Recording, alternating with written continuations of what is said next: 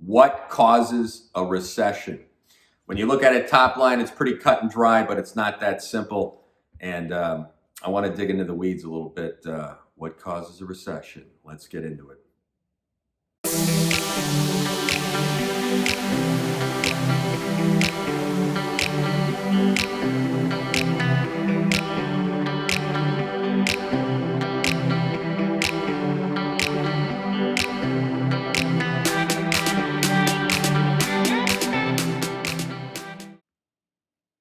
Ladies and gentlemen, whenever the signs of economic weakness emerge, most economic and political commentators declare that the government, the good old government, should increase spending in order to prevent the economy from falling into a recession.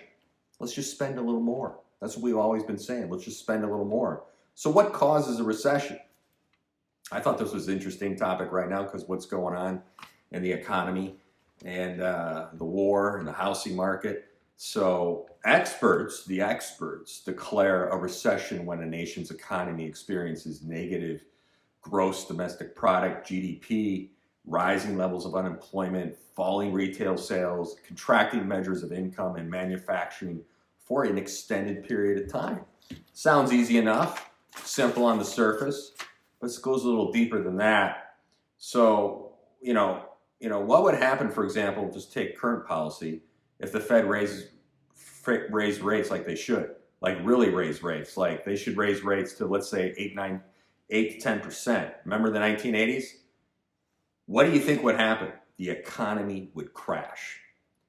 Ladies and gentlemen, this is not the sign of a healthy economy. So if we look at the all-knowing oracle, the central bankers, central bank policymakers such as those of the good old Federal Reserve regard the central bank as the responsible entity authorized to bring the economy onto the path of stable growth and prices. They all look to the central bank. These policymakers decide, what the right growth rate should be. And consequently, any deviation from the predetermined stable growth path determines the central bank's response. Whether it employs, as we've seen throughout history, a tighter or looser stance, this response in turn affects the fluctuations in the money supply growth rate. This is what I found really interesting. Topic can be a little dry, but when you dig into the weeds, you kind of put it all together. So, and I've always been following the central bank and their monetary policies. So you observe that loose central bank monetary policy, which results in an expansion of money supply out of thin air, sets in exchange a motion of nothing for something, which amounts to a diversion of savings from wealth generating activities to non-wealth generating activities. So loose monetary policy produces the same outcomes as the counterfeiter does, folks. It's diversion of savings, it weakens wealth generators and thus the ability to grow the overall pool of wealth. So the various activities that emerge on the back of loose monetary policy are labeled bubble activities. An increase in bubble activities, which generates the impression of expanding economic growth, is labeled an economic boom. It's an economic boom. So bubble activities cannot stand on their own feet. As we all know, these activities are supported by the expansion of the money supply. More money, which diverts wealth generators' savings to them. Right? So once the central bank increases the pace of monetary expansion, the pace of the diversion of savings towards bubble activities also increases. So once, however, that the central bank tightens its monetary stance, when they tighten it up, its monetary stance, this slows the diversion of savings.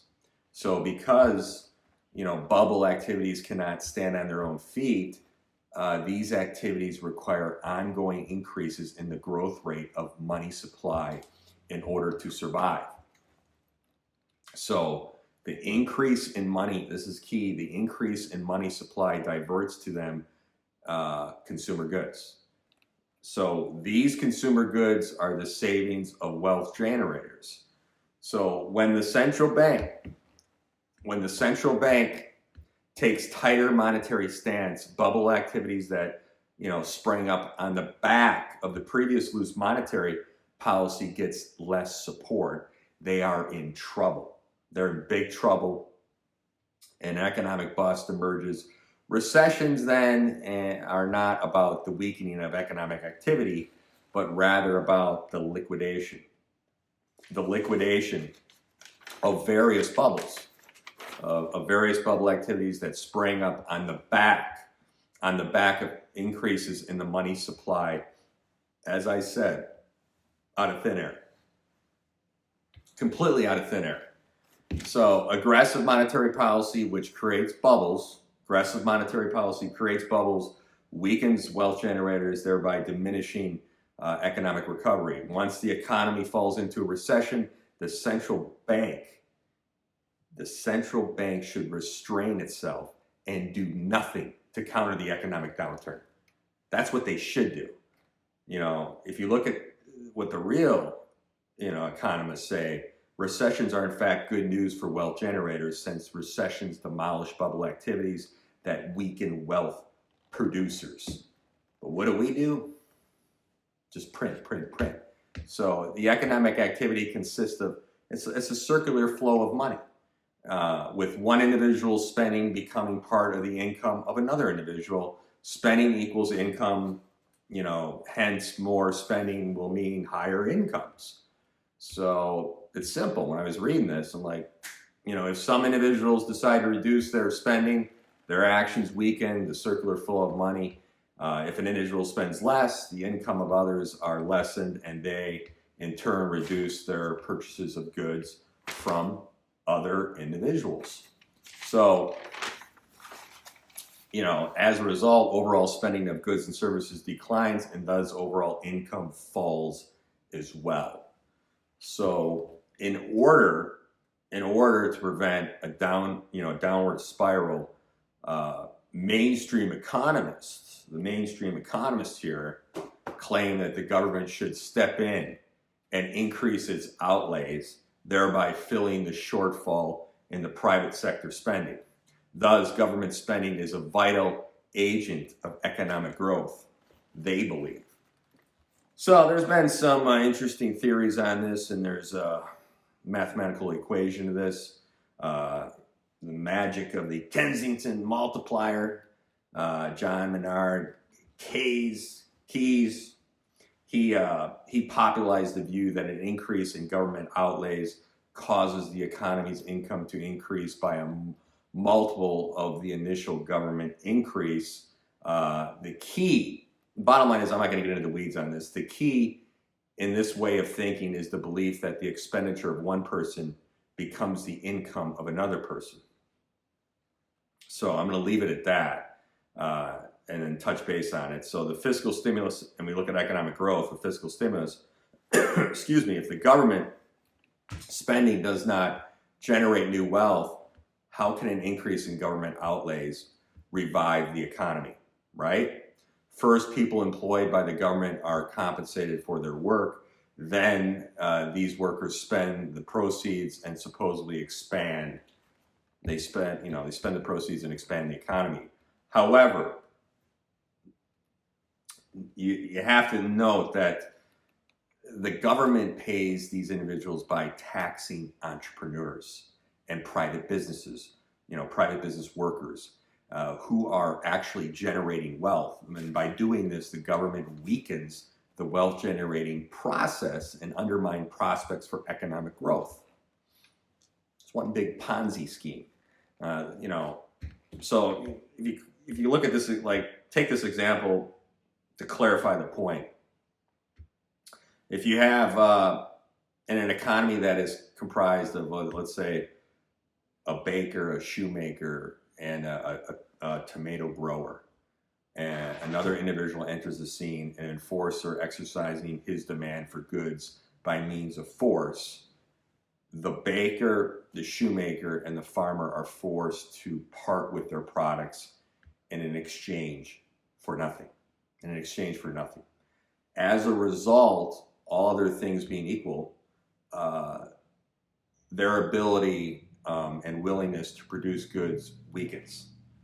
This, in turn, undermines the production of flow of final consumer goods, and that's according to Ludwig von Mises. So, fiscal stimulus can work as long as the flow of savings is expanding, since the expanding of savings funds government activities while still permitting an increase in the activities of wealth generators. So the big however is, however, if the flow of savings declines, then overall economic activity cannot be revived. In this case, it's pretty, the more the government spends, the more it takes from wealth generators, and the more it weakens the prospects for economic growth. So if you consider this example and research, you can conclude that an increase, as I talked about it earlier, an increase in the government outlays is not going to raise the economy's income by a multiple of the initial increase. So on the contrary, the increase in government outlays will weaken the overall economy, and all other things being equal. So we look during an economic crisis, which is required for the government and the central bank to do as little as possible. With less tampering, more wealth remains with wealth generators, allowing them to expand the pool of their savings.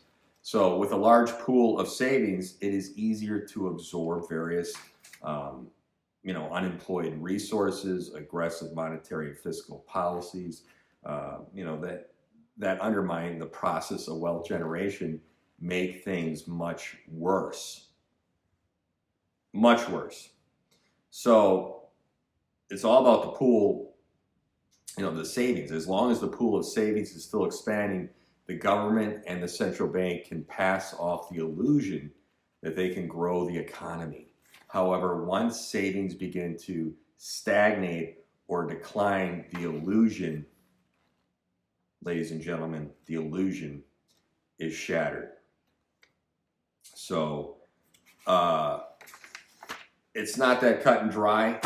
The main point I want to get across is when you delve into the details on this, and it is a lot of information review. It can be quite boring. But I wanted to go over it just to get a better understanding, because everyone talks about a recession, and I don't think a lot of people really know how it works when you delve into the monetary policy and consumer spending and what printing is all about and what they're doing. Because I don't want to jump off the cliff here, but when they needed a crisis and they needed to lock everyone down because the banks are insolvent. There's a lot of issues with the central banks and the money, and all this printing is having devastating effects. And something's got to give here. Going digital currency, they're going to have to do it. And now you have this thing with Ukraine. You have Biden going military-industrial complex full force, having a blank check for the Ukraine war. It's not a healthy economy. You remember the 1980s when we had interest rates 12, 15%. In reality, folks, that's where it should be. We've been very spoiled, but the ramifications of this, if the Fed raises rates, let's say to 8-10%, what would happen to the stock market? It would crash 40%. So that's what's nerve-wracking. That's how fragile our economy is right now. And now the Fed said they're going to raise rates. If you've been following this 2-3 weeks ago, and now, we're not going to do that. So what does that tell you? We got a war. It's interesting. So I just wanted to talk about that in addition to the Ukraine war stuff going on. I was thinking about this for a while, doing a top-line review. What causes a recession? Maybe you got a few nuggets out of that. That's all I'm hoping for. Take care.